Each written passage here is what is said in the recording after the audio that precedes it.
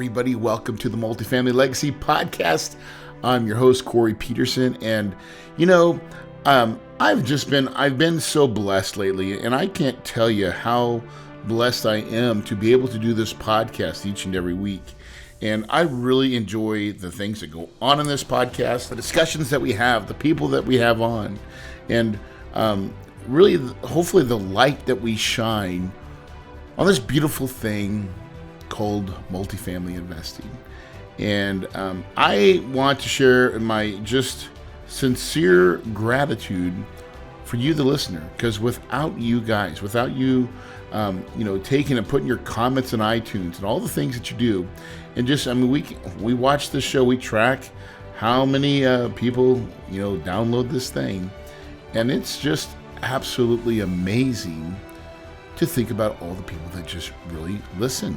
So really cool, really, I don't know, I'm just in a gratitude mode today. And I don't know if it's just the new year that's going on, but, we're coming up to Valentine's Day, and, you start thinking about the people that you care about, your loved ones. And I love you guys. I really do. I love the opportunity to get to communicate with you and share my hopes, my dreams, my fears, and really try to keep this podcast as raw as possible and true and full of integrity and full of realness. And I think that's why you listen, because I know there's lots of podcasts to choose from, but for some reason you guys picked mine. So thank you so much for being a loyal listener. I really want to, I'm going to do a quick 3-part series. I don't know if, and I would love to hear from you guys in either an iTunes review, if you guys like these good, bad, and uglies. I always feel like you do, because I feel like I get a lot more bumps when I talk about the deals that I do.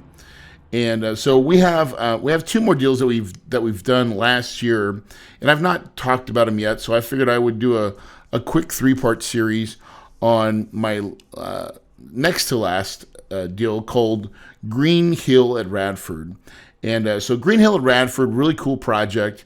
And today we'll just do the kind of the opening of this deal, why it was a deal, what we found, what we saw, and kind of maybe a little bit of the ugly too, right? We'll start to kind of get in there, because every property has some things wrong with it. And in the process of it, things tend to kind of unravel. And so I think in those stories, you guys will learn a lot. So we're going to actually talk a lot on this one about contracts, and being able to maybe extend a contract even when you're out of contract. Meaning you don't have, like, your due diligence is done and you're supposed to close, but you can still get extensions if you ask right.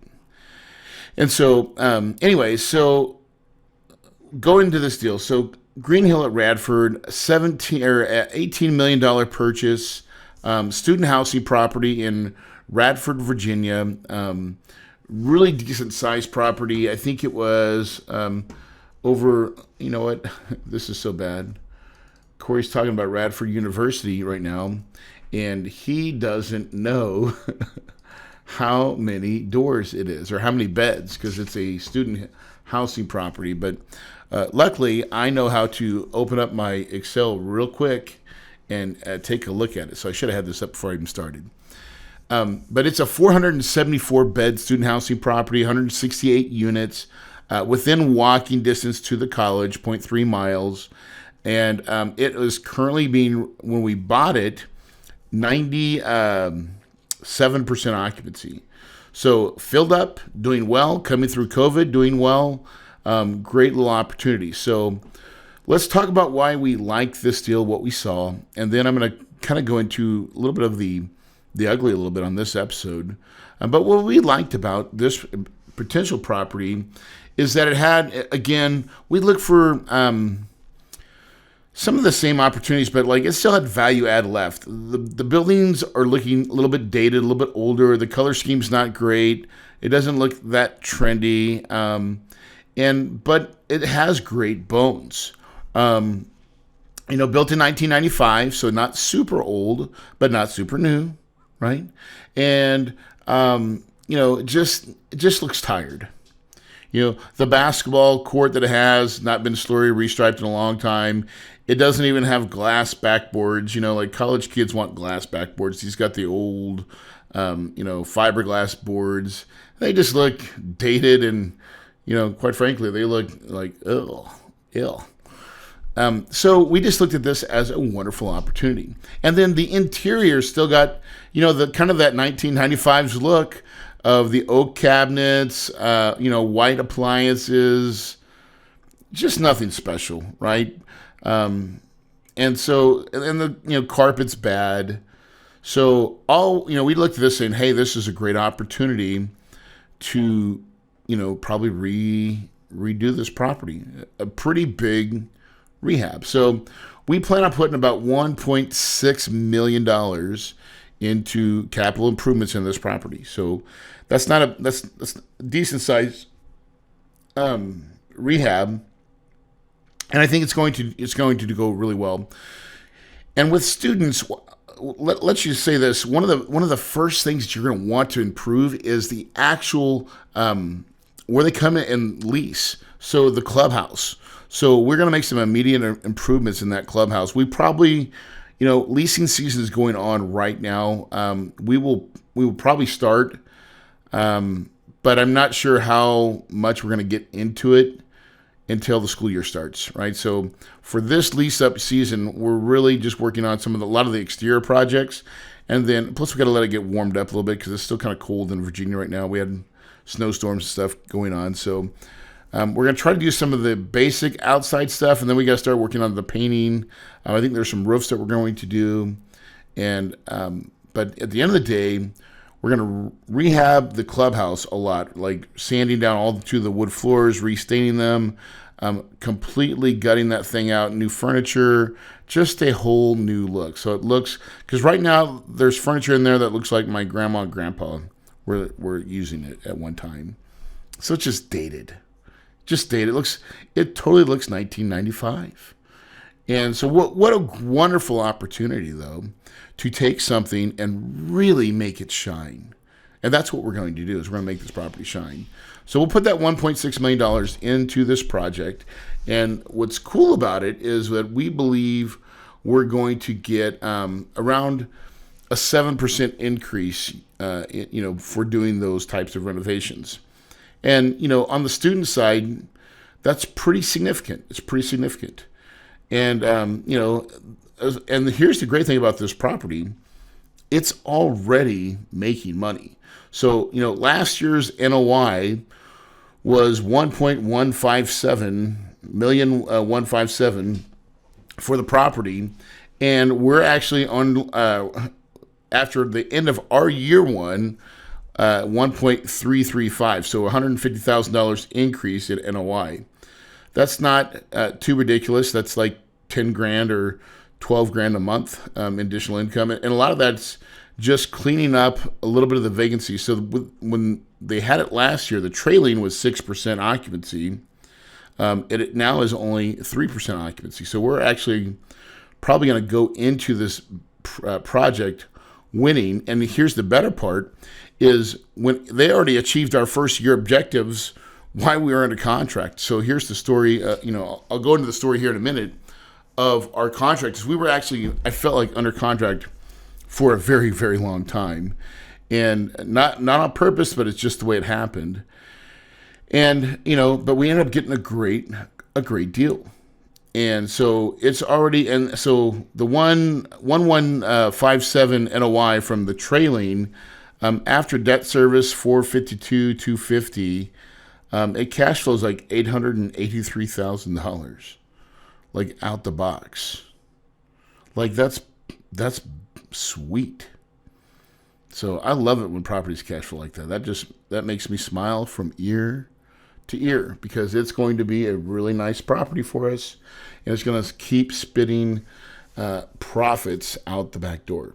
And that's what we want to see, is we want to see nice profit, healthy profit for all my partners, for everybody that's in the deal. So we are heading that way, and it's pretty cool to see. Now, with that said, so it has a lot of the right things right with it. And that particular deal, so we bought it for $18 million. We're going to project to sell it for $25 million at the end of 5 years. And we raised, I think, $7.2 million. $7.2 million of private equity.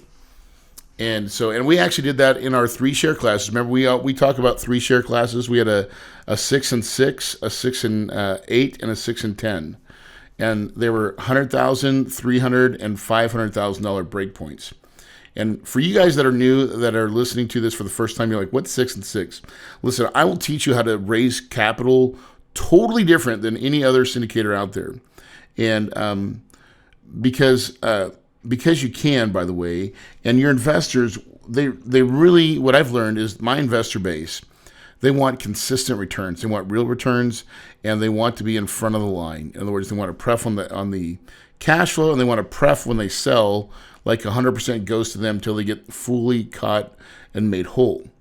And so what we've learned is we, just like the stock market, the more you invest, the better return that you get, or the better break points is that would happen in the stock market. We give better returns. So if you give us $100,000, that's equivalent to our 6 and 6, which is 12% total return for annual return for $100,000. And what that means is if you give us $100,000, you're going to get $6,000 a year each and every year. Really $1,500, $1,500 every quarter. And then at the end of that 5th year, when we sell it, you're going to get an additional $30,000. Okay, so that's $60,000 total return and then plus your $100,000 principal back. Okay, now that's our 6 and 6. Then we have 6 and 8, so it's still the same 6,000 or 6% year over year. But then at the end, we're going to give 8%. So that's, 14% annualized return. And then the 6 and 10, obviously that's 16% annualized return for a $500,000 investment. So it really rewards our investors for putting bigger chunks in. And I think that's what they want. I think that they want a pref on the front and pref on the back. And so we've been able to raise lots of capital that way. And so this is a great way to do it. And I feel like, my investor capital really, really, truly just wants good communication and a real return. There's lots of people that talk about returns, and then, so we try to really give a good return and consistent return. Now, we're not perfect because we still have COVID and some properties that did poorly through it, but we're coming through it. So, it's not always a perfect, and anybody that tells you that it's all great, they're lying, right? It's not always perfect. I mean, that's the business model is to make adjustments that you have to, and persevere. And so, sometimes we have to do that. So we're not, we do make mistakes sometimes, but we have a really, really good track record, and our investors will tell you so as well. So that's kind of how we set it up in the formation of our deal. And then here, what happened is, so we write this thing for my standard type of contract. And now, with that said, I'll share that with you guys too. So in my LOI, we normally don't go hard, but on this one we did. We went hard the very first day, but we did a really good job in our due diligence. And I kind of got semi-early access, right? I didn't actually do a full due diligence before we went under contract, but I did spend a couple of days at the property doing, looked at all the vacant, there was, a handful of vacants, and was able to feel like I had a pretty good idea of what the property was. But I didn't do a full-blown due diligence, but I still went hard. So I think I went hard like $300,000, is either $200,000 or $300,000 on this property from day one. So the day we signed that contract, we're hard. But I still had a 30 business day due diligence period. And even though I could walk out, but I'd still lose my $300K, but I could, not anything else. And then I had a 30-day business day close. Now, look, when I say business days, just so you guys understand that, business days is different from calendar days. Business days is actually 45 calendar days. And so, that's 45 plus another 45. That's 90 days to close a property. And that's usually a pretty good timetable. And then I think for an extra $100,000 additional earnest money, usually we try to make this like 20 or 30, but they actually beat us up in our contract for this. They wanted like another $100,000 to, we always put a clause. Now, we don't put this in the LOI, by the way, but we always do it, and we always get it, is a 30-day extension clause. And we'll try to get it for free. Then we'll try to negotiate $20,000 or $30,000 for it. But ultimately, we just want another, for whatever reason, anything that can happen in real estate happens. And so we wanted to give ourselves an actual another 30 business days, or actually we only do 30 usually calendar days, to extend a contract. And so we did it on this contract, and that was fine. But here's what happened. So we're in the deal, going through PSA, going through contract and close and timing. And I was supposed to sell my property, the Palms, and I was going to use my Palms sale to fund this property. However, my Palms sale got delayed. And it was like, man, you got to be kidding me. It got delayed. Can't do it. Oh, my gosh. So here I am under contract. Now, the first time it got delayed, we just used our extension in our normal contract, that extra 30 days. And we're like, okay, we're going to be fine. But then my contract for the sale of the Palms got delayed again. And now we're like, man, because we were really planning on using a lot of that money. Like I was telling the Palms, I was going to, I had already invested like, I don't know, $4 or $5 million for that deal. And I was going to make $3 million. So I was like, we'll easily be able to sell the Palms and just fund this thing right off the bat.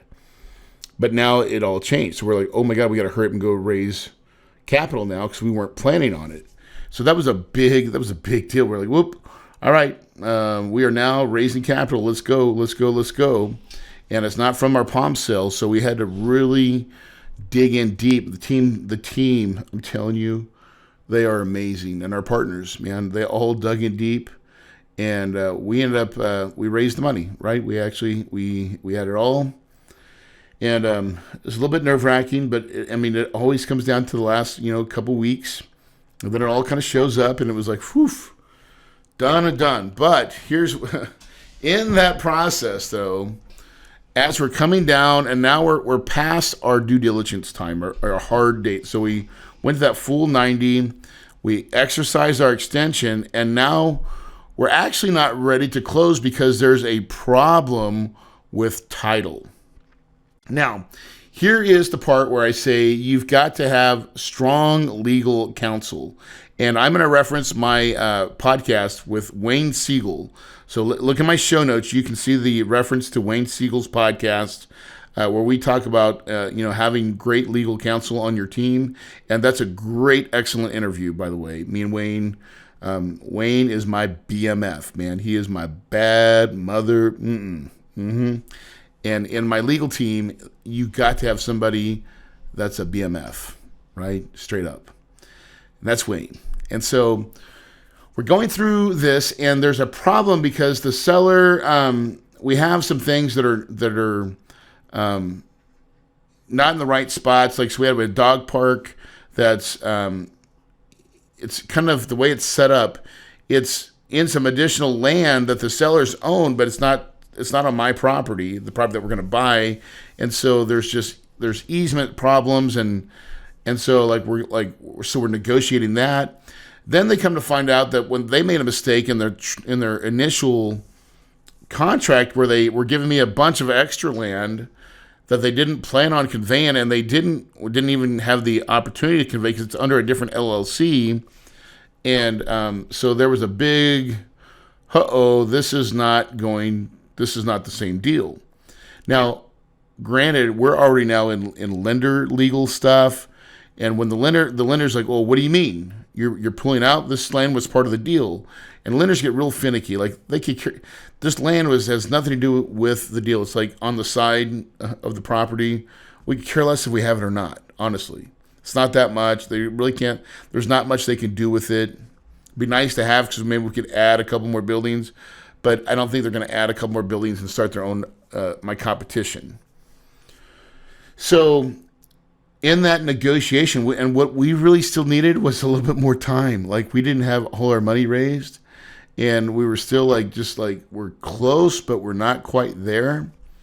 And because I had a bunch of IRA money coming. And dude, anybody that knows about IRA money, it just takes a moment. It takes a minute to get all that stuff, all the paperwork, get over, and it's time consuming.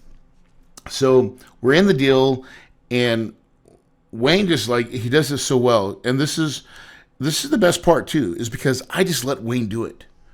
Wayne calls up and he goes like, "Hey Corey," because I was like, "Wayne, we got to do this whole thing and all this stuff." And I'm painting all this stuff. He goes, "Hey Corey," he goes, "How about I'll just call the lawyer. I feel like I know the lawyer. I'll call him. I tell him what's going on, and that you guys need to do this, and Corey needs a little time. So let's negotiate." So we actually got another 60 days. We negotiated 60 more days out of that. It was so awesome. And Wayne's like, "I think I can just call him, and yeah, I'll just get it." And I was like, "Really?" He's like, yeah. Their attorney's good. I know them. I'll just tell them what we need and what we're going to do. And I was like, "Oh, okay. Well, okay, go do that." And so he calls me about an hour later. Yeah. Corey, we got it all done. I was like, "What?" And I'm telling you, man, I was just like, I felt like I wanted to do that Matrix scene where Neo just flexes and the walls bend. It was like, whoa. It was so awesome. And I'm telling you, that is what I see happen when you put together the right team. I mean, things like that happen all the time. And it is so fun to watch when it does it really well. And that was like Wayne just being super Wayne. And he's like, yeah. And here's the cool part. So Wayne has seen me do this time and time again. He's seen me close multiple deals. His belief in our company and what we do is very strong. And it conveys. It really does convey, guys. And so when that stuff conveys with you, it's super powerful. Super powerful. And so, he was able to convey that to the other attorney, and they just said, "Yeah, okay, we'll get, the seller on board. That's fine. We got to do some legal stuff anyways." But we did give them something that they wanted, which was we had to scratch off the rights to this other property that we probably couldn't get anyways, because honestly, it was more of a legal. It wasn't going to work because it was not even, the contract would not be in the right name to sell that other parcel to us.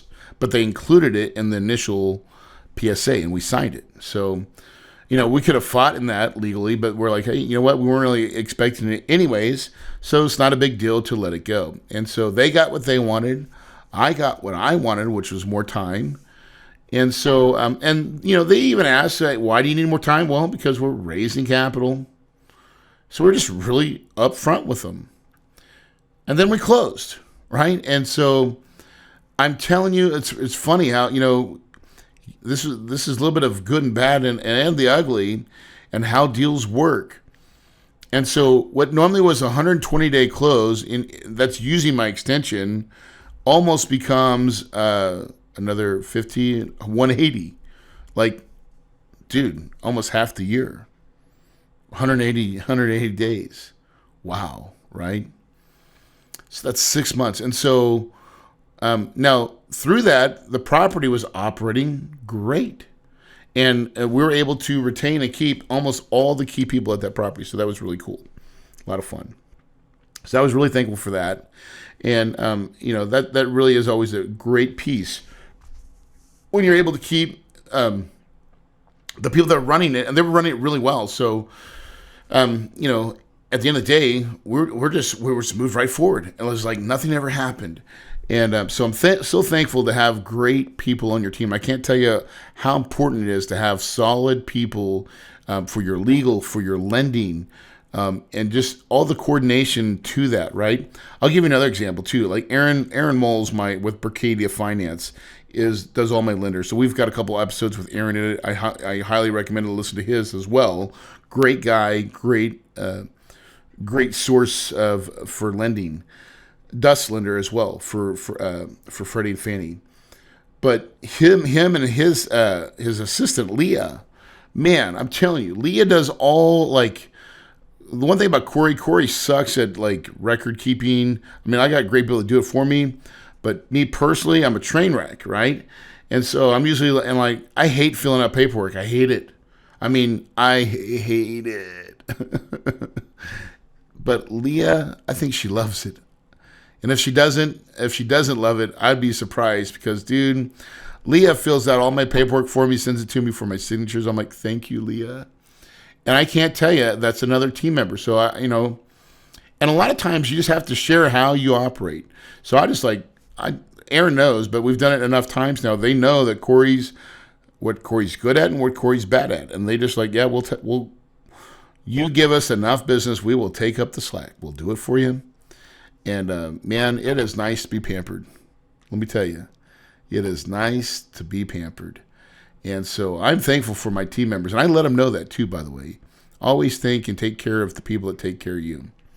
And so what a wonderful journey. So that's Radford, Greenhill at Radford. A little deal. Oh, and I forgot to tell you, off market. Now, I've got a really cool podcast episode coming with my good friend, Chris Epp. I'm going to reference one more podcast today. You have to go listen to this one. Now, I'm going to try to get where I can't remember when I'm supposed to record with them, but it's coming up. I gave a podcast where it was like I talked about the pains of losing a deal. And it was about my buddy Chris Epp. And Chris is a broker that I lost the access deal to. I lost it, remember? And if you listen to that episode, you will hear the pain in my voice as I go, because I did it raw after he told me that I didn't win, and I thought I was going to win. And he ripped it, and he ripped my heart out. Oh my God. But in that podcast, something changed. And I was like, me and Chris are going to be best friends. We are going to do deals. Guys, guess what? This is Chris's deal that he gave to me. Off market. He said he would help me. He said he found one. This is one. And guess what? On the next, I'll wait couple more podcasts, but we'll record my last deal of the year, which is called Carolina Creek, that Chris Epp sold to me as well. So he gave me this $18 million deal and a $23 million deal, both off market. I mean, you want to talk about truly, truly great. I mean, prophesizing what's going to happen and then it comes through. Listen to that episode and then when that Chris Epp podcast comes out, which is hopefully it's in maybe like 3 or 4 weeks, it'll be amazing. It'll be a great story. And it really just puts the cherry on top. And it really goes back to everything that I talk about, guys. I talk about mindset a lot in this podcast. And I always like to finish up with mindset. And I'm going to do it right now. I'm going to talk about mindset. And I'm talking to you. I'm talking to you because here's what I know. I know that you want to be successful. I know that there's that little person inside that says, man, I want more. And I'm destined to be great. And I know that if I will put my mind to it and energy, that I will be successful. That's what you're telling yourself. And you're scared. You want to, but you're a little bit nervous. And listen, that's a great place to be. It is where exciting things happen because that means you're growing. If it was easy, it means you're just in the same rut. Experience life. Get on the wild side. Stretch yourself a little bit. It feels good. But I'm telling you, you've got to stay in that zone and not get complacent. But I'm telling you right now, if you will do that consistently, if you will protect your mind, believe in it, feed it daily, right, and prophesize what you want, I'm telling you, good things will come and find you. Just like I prophesized that Chris Epp was going to be a good broker for me, that we would become really good friends. We have. And now we're doing 2 deals. We just did them. Guys, if you believe it, you can achieve it. And your paradise is possible.